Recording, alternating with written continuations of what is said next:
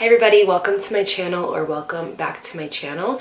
If you are seeing this now, that means that Christmas was yesterday, and I really hope that you had a fantastic Christmas and that you got to spend lots of time with your family. Whether your Christmas looked how it normally does or it doesn't, I hope that it was a great one for you. I've been off YouTube and social media for a bit, and that's kind of what I came here to talk to you guys about today, is kind of my experience with that. And just with this year in a whole, in general, I really needed to take some time to go inward and to have conversations with myself that needed to be had, addressing a lot of trauma, addressing a lot of wounds that I've kind of just put a band-aid over, and really going inward and doing a lot of inner work in order to kind of look at life through a new perspective. So today's video, in my opinion, is going to be why 2020 needed to happen.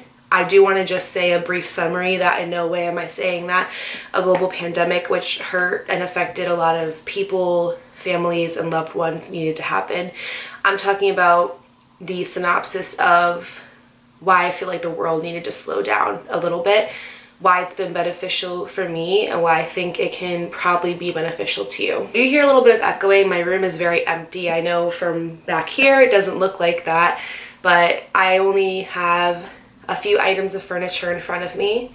I've gotten rid of a lot of things. I'm kind of in this sense of cultivating peace and minimalism and seeking happiness from myself internally rather than looking at materialistic things. My room was just full of so much stuff, and I feel like it was so distracting. And for me, I need a space to create that is relaxing and uplifting and neat. And I have really done the work to go through a lot of my items that no longer serve me, as well as just friendships, people, places that no longer serve me. That's a video for another time. Today we're going to be talking about this. So if you kind of just want to have a little chat with me, grab a drink, grab a snack, grab a meal, an adult beverage, I'm having ice water, and just sit down and talk with me, and hopefully you get something out of it. So I was having a discussion with my therapist the other day, which is what prompted me to kind of make this video, because over the past couple of weeks I've been experiencing a lot of dark depression, and it's one that I've never experienced before. If you don't know me personally, I'm not gonna say I suffer, because that's claiming it. I am diagnosed with anxiety, OCD, and depression. So a lot of times I'll find myself kind of in this drought of depression where I lose a meaning of things. And what I mean by that is I'm somebody who cares too much about stuff. So when I start not caring, that's when I start getting concerned and worried. And recently I've just been not caring about much of anything, or not in a sense of not caring, but like I feel like, what's the meaning, you know? And so I'm looking around at life and I'm just like, what's the meaning? What am I supposed to be doing? Why am I here? What's the meaning of this? Does that really have meaning? And it's like crazy, because I feel like it's so needed to happen, because now I have this like brand new perspective and outlook on life, and I feel just so like refreshed and renewed and cleansed from a lot of stuff. And I feel like now I can kind of be in this space where I can create and I can show up as my most true, authentic self to you guys, but also to just myself, you know, because I owe that to myself. I owe it to myself to live in my truth and live authentically and unapologetically, which is something that I really do stand by. I don't believe in being something that you're not. I believe that's something that the world tries to make you feel like you have to do in order to conform to their beliefs, when you should have your own. So to piggyback off that, I was talking with my therapist about how divine timing really is a thing. And over the course of the past few months, I've been really questioning everything, why I'm at where I'm at, why I'm doing what I'm doing, why I'm not here, why people are here and I'm down here, and kind of doing that self-comparison thing. And it happens, it's life, we're human. I think in every single person's life, they're going to go through a time where they compare and they're like, why is this person getting married and buying a house and having kids and I'm still here? And I think the most important thing is that a lot of us live in survival mode as opposed to creation mode. And so what I mean by that is survival mode is kind of when you're living in that lack. You're not living in abundance, you're living in lack. You're just going through the day to get through it, and then you're going to do it all over the next day. And that is a very detrimental mindset to have. And that's the mindset I've been having for a better, more so course of my life, is the lack mindset and the survival mode. And I think it's because a lot of us don't address these deep-rooted issues that we have within us. And that's because we don't have the time to. We have jobs, we have kids, we have hobbies and passions, and we have, to go grocery shopping and cleaning and laundry and cooking and etc. We have all these things going on around us that it's hard for us to sit and be like, what's going on inside of me? What can I address to be a better person, to not hurt other people? What can I do to just grow? Like, how can I grow as an individual? We don't really have time. And then when we do have time, we get uncomfortable not doing anything, which not doing nothing is like a great thing. Like, I just have to say that. That's something I've learned over the past couple of weeks, is that sometimes doing nothing is essential because you need that quiet time to spend time with yourself and go in and do the work. I promise this is all going to make sense. Just hear me out. So with the capitalistic society that we live in my opinion at least, there's always something bigger, better, stronger, faster. So you have an appliance at home. They come out with a new one. You have to go get it because they're convincing you that yours is not okay. You have an iPhone. They come out with a new one like every 3 months. Your iPhone is now trash and you have to get the next iPhone. You're sad. You can go out to Ulta and you could buy a bunch of makeup, or you can go have a spa day, or you can go to brunch, or you can go to the liquor store and go get a bottle of wine.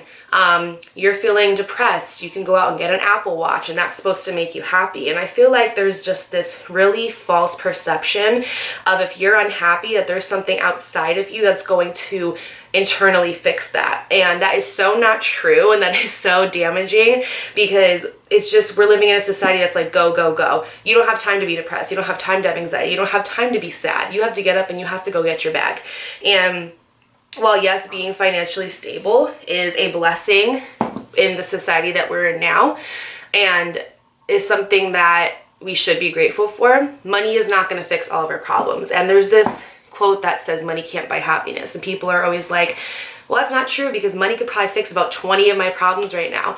And while to a certain extent I can definitely agree, it's not going to fix the trauma that you have inside of you. You have to fix that yourself, because trauma gets trapped in our body. Something that I'm learning from Dr. Joe Dispenza, the book that I'm reading, it's called Breaking the Habit of Being Yourself, is that emotion is a end product of an experience. So basically what I mean by that, and it's just a quick example, if growing up you were always getting in trouble, you were always being yelled at, nothing that you ever did was good enough, you never amounted to anything in your parents' eyes because they always saw you as less than, you're going to grow up with self-esteem issues. The self-esteem issues came from your parents not filling you up and not giving you, affirmations and telling you how great you are and how amazing you are and how they were proud of you. So because of that experience of them not pouring into you as much as they should have, the end product of that is going to be an emotion of never feeling good enough, never feeling like you're doing enough, never feeling worthy. So basically an emotion is an end product of an experience. So a lot of us in our life, especially during childhood, have gone through a lot of stuff. I feel like anybody that I've met that grew up in the 90s, because back then I feel like mental health was not really talked about that much. And if it was talked about, it was more so swept under the rug, or looked at as being, you're just not grateful. You're just, you don't appreciate the things that you have in your life. So because mental health was not taken as seriously, in my opinion, when we were kids, our parents didn't know. They had no idea. My mom had no idea that at my age that I had OCD. She just thought that I flipped a light switch on and off 15 times because I was just going through something, she didn't know. So basically we go through a lot of things and we don't address them. So we end up carrying these traumas and these end products of emotions into our adult life. And then we wonder why we're living in such a mindset of lack and not abundance. So we wonder why we have insecurity, we wonder why we have anxiety, we wonder why we have depression, we wonder why we have a hard time trusting and letting our guard down and letting people into our lives. We wonder why we can't hold on to friendships, or why we have this sense of like we're never good enough or we're never doing enough. Something for me personally is that I always feel like if I'm not doing anything, that I'm being lazy, or if I'm not doing anything, that equates to me not being successful, when in all actuality, sometimes you need a day to not do anything because your body needs to rest, your body needs to recuperate. A car can only go so far before it needs to, shut down so that the system can cool down, right? Same thing with our bodies as just being a human being. We can only go so much before our mind is like, we need to stop and slow down a bit. And to piggyback off that, I think 2020 needed to happen for everything to shut down, for the stores to shut down, for the bars to shut down, for the restaurants, for everything outside of us to just stand still for one moment, for us to have no choice but to stay home and sit with our thoughts, but to sit with ourselves and hear our inner voice and not distract ourselves from it or find something to distract ourselves from it. We needed to sit here and be like, okay, these are the feelings that I have. This is what's going on. Let's try to sit with it and just sit in silence and listen and get information on what's going on inside of us and how can we fix it. So for me, this year has been a huge progress in my mental health because I had no choice but to stay home and sit with my thoughts and think, okay, I'm feeling this today. I'm looking at it from a place of not being judgmental. I'm feeling like shit, but I'm not judging myself for it. But at the same time, I'm observing it. And I'm wondering why I feel like this, and maybe I won't get that answer today, but I'm taking it into consideration, and I'm going to every day sit down with myself for a bit and wonder why I'm feeling this way. And I really just feel like when I used to feel depressed or anxious or sad or not good enough, I'd be like, okay, let me just go to Target. Let me just go to Target and walk around for 2 hours. I'll feel fine afterwards. Let me just go to Starbucks and get a coffee. Let me just clean. That's like one of my main things is that when I'm feeling something, I'll look around and I'll be like, okay, the house needs to be clean.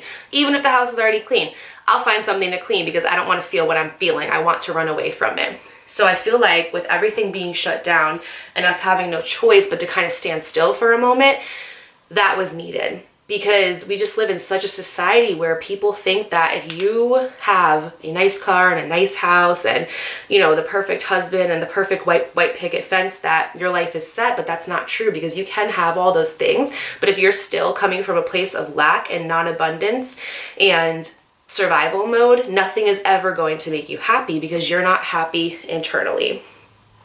So to go off of that, I guess what I'm trying to say is that I really think everything in the world for once just needed to stand still for a bit and be quiet for us to listen to our inner voice and sit with what we're feeling and strategize on what we can do to make it better. Now, here's the thing is that when you do that, it becomes very uncomfortable. People that I know say they have a hard time meditating because when they do, just their thoughts are running and that they can never sit and they can never just like be at peace. And the thing with meditation that people often get wrong is that you're not supposed to think of nothing during meditation. That's when you are supposed to have all these thoughts come up, but you're sitting there and you're observing it from like a different lens. So me outside of meditation, if I'm driving in the car and I think of, a bad memory or something like that, I'm coming from a place of feeling sad about it. If I'm meditating and I have a memory of me being sad about something, or maybe I'm just feeling sad that day, I'm observing it, but I'm breathing with it and I'm sitting with it and I'm not judging myself for it. I'm just letting it come and go as it pleases. And I think that's the biggest thing with meditation is that, again, it's time to sit still and not think about your grocery list or your laundry list or feeding the dogs or, getting the kids from school or going shopping and cleaning and all of that. You just have like that 5 minutes a day to sit with yourself and to observe your thoughts. And that's something a lot of us don't do because we're just so busy all the time. So the world being at a standstill, I think, really needed to happen. And I think it's important that when the world does go back to how it was, because it will, that we don't lose that sense of making the time to not do anything or making the time to still sit with our thoughts, still do the inner work and spend time with ourselves. So many people don't know how to be alone. If you depend on somebody for your happiness, like your full happiness all the time, you're always going to be disappointed because people are human beings and they have their own emotions to attain to. And if somebody's having a bad day and therefore they can't fill you up, if you don't know how to fill your own self up, you're going to feel like your partner is lacking. or they don't make you happy anymore. But in all actuality, you never learned how to make yourself happy or yourself a priority. And that's okay, because we're not really taught these things in school. We're taught all the essentials in school except self-love and how to take care of ourselves and how to manage our emotions. And emotional intelligence is something that a lot of adults lack these days. And emotional awareness too, or just self-awareness in general. There's this quote by Sonia Choquette that says, if the house is always noisy, it's never a quiet house. And what that means is basically you internalize that and take that house as your brain. And if your brain is just always so noisy and it's always going, it's never quiet enough to get the time to really just talk to yourself and spend time with yourself, and to just be like, okay, this is what's happening today, and this is what I'm feeling, and this is what I'm going to do to try to make it better. But right now I'm just honoring my feelings. That never really happens if it's always just noisy and going. What I want to talk to you for a few minutes before I end this video is how to go from survival mode to creation mode. Some of the information that I'm talking about is from the book Breaking the Habit of Being Yourself by Dr. Joe Dispenza.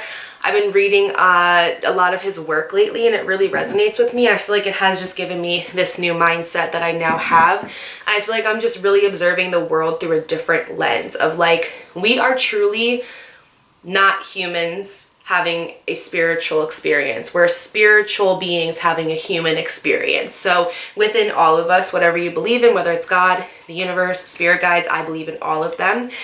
You are a spiritual human being. You literally have energy centers in you called chakras that every single day regulate your emotions and your well-being. And we are made up of, I don't know how, 90% of water, I believe. And how we talk to ourselves is so important.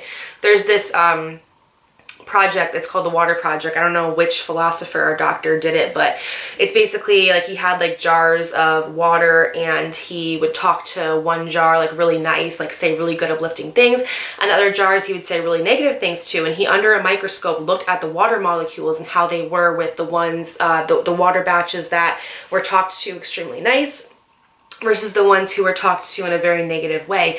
And the molecules were so different. And I think it's the same with humans. Like, we're made up of so much water that I feel like when we're told that we're not good enough, or we're told that we're not doing enough, or we're told that we're terrible, or we even talk to ourselves like this, that our just DNA and our inner self just goes all out of whack. And the thing is that people don't understand is your body doesn't know what time or day it is. So if you tell yourself like, oh my God, I'm so stupid, your body doesn't know that you're kidding. You know what I'm saying?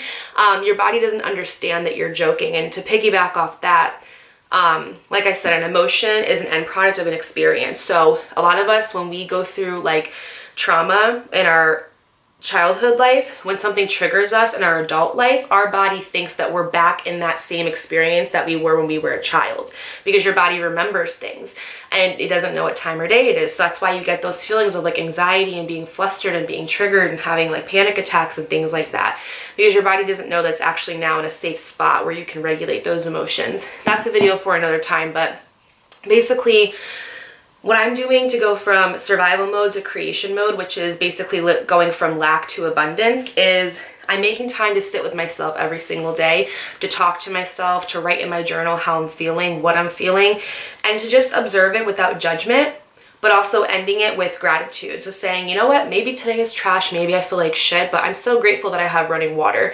Like, so many people don't understand that you can literally find one thing every day to be grateful for. Do you know how many people do not have like running water to take a shower, or hot water to take a shower? Like, if you have heat in your house, if you've got water, if you have a few meals in the fridge, if you have like a warm bed to sleep in at night. I was literally going to my mom's yesterday for Christmas, and there was a homeless man on the side of the road, and I literally was just like, how horrible would it be to literally have nobody in your life to take you in, to the point where you have to sit on the side of a road on Christmas and ask for money? But so many of us are complaining because we don't have the latest iPhone, because we don't have the latest Apple Watch, because we don't have AirPods. And it's like, are you kidding me? Like, you have a house. At the same time, don't live in a sense of gratitude so much that you feel like crap for being sad. Because there's such a controversy with like, okay, feel your feelings, make sure that you at least express some gratitude each day, to the point where you're not just sitting in those feelings and being so negative. But at the same time, don't fall into toxic positivity and think that, oh my God, I have no reason to feel the way I do, because you do. You're a human being and you have to honor those feelings. So one thing that I'm doing is I'm looking at my feelings through a different lens now, and I'm not judging them. So if I feel bad, I'm not gonna sit here and be like, oh, but like I have such a great house, I have a great, you know, I have family, I have my daughter with me, like I'm not alone.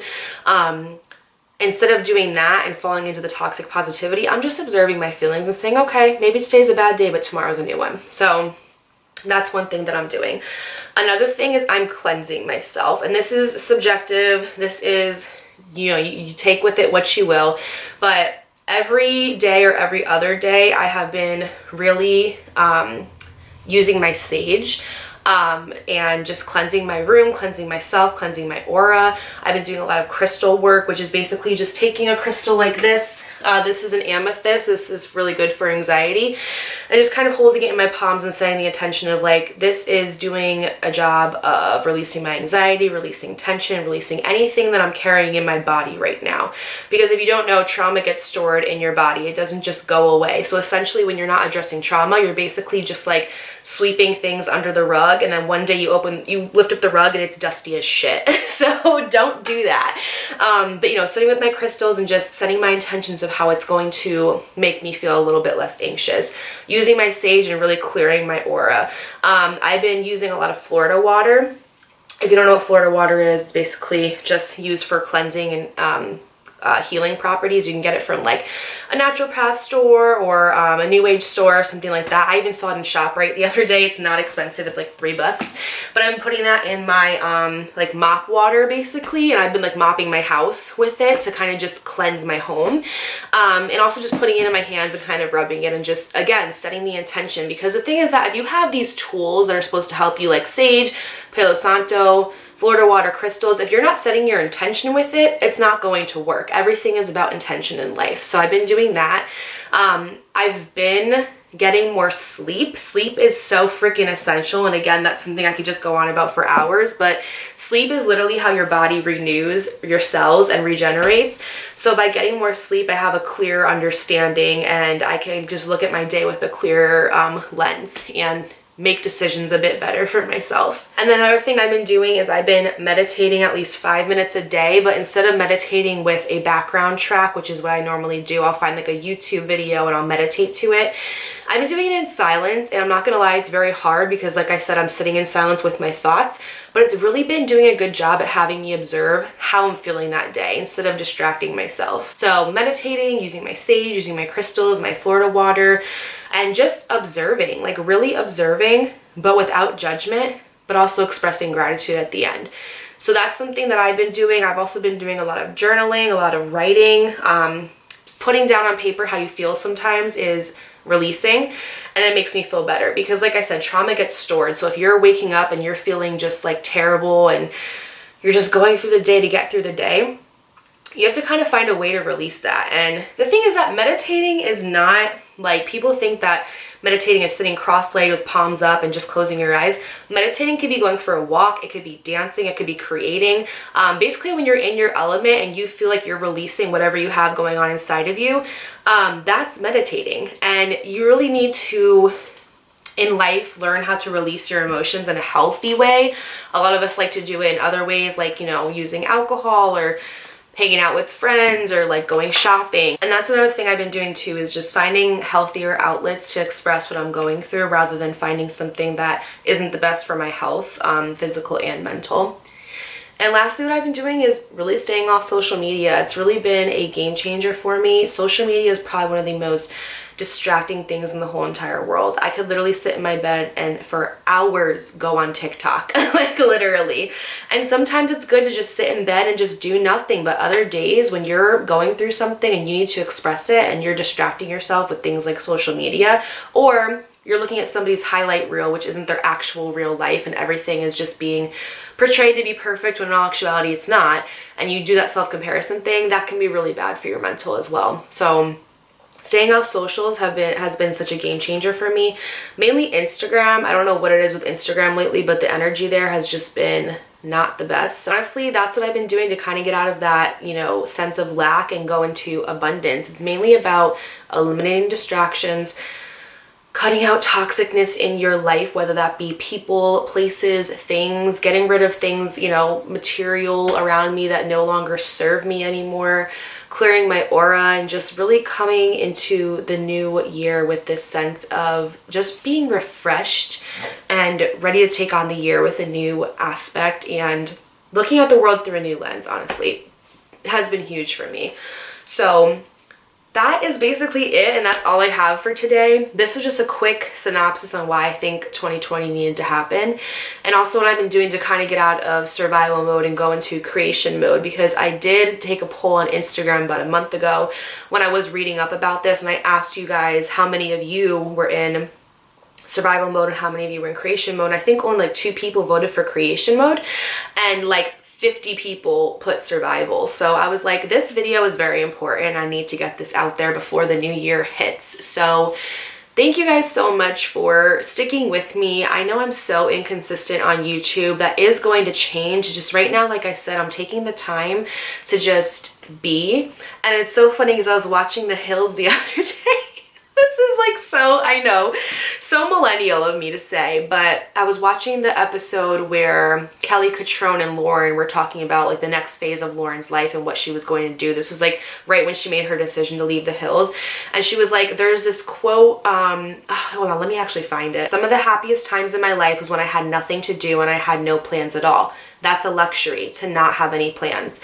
There's a word in French, flâner. It means to walk aimlessly without a plan. Maybe you need a flâner. I'm probably butchering how to pronounce that, and that's sad because I actually am French. But basically, I just looked at that as confirmation, as like a lot of us need to flâner right now and just kind of walk aimlessly without a plan and just observe and honor where we are now in life. So I hope that this message meant something to you guys, because it really means a lot to me. I hope this video maybe helped you or uplifted you a little bit.